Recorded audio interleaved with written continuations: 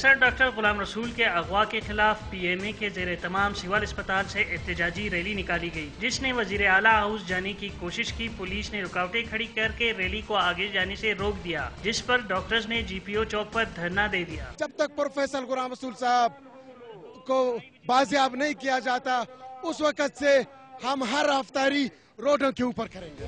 Rally میں doctors کے علاوہ سیاسی جماعتوں کے قائدین، وکلاء، نرسز، پیرا میڈیکل اسٹاف، اساتذہ اور طلبہ نے بھی شرکت کی۔ پی ایم اے بلوچستان کے صدر سلطان ترین کا کہنا ہے کہ اگر کل تک ڈاکٹر غلام رسول بازیاب نہ ہوئے تو ایمرجنسی دوبارہ بند کر دی جائے گی۔ آج تو ہم نے 24 آور کے لیے کھول دیے، لیکن کل صبح شاید ہم پھر اس کو بند کریں، شاید انڈیفینٹ پیریڈ کے لیے۔ ڈاکٹرز کے احتجاج میں دن بدن شدت آتی جا رہی ہے۔ ان کے احتجاج میں زندگی کے تمام شعبوں سے تعلق رکھنے والے افراد حصہ لے رہے ہیں۔ خصوصاً لیڈی ڈاکٹرز کی تعداد میں خاطر خواہ اضافہ دیکھنے میں آیا ہے، جو اپنے ساتھی کی بازیابی کے لیے سڑکوں پر نکل آئی ہیں۔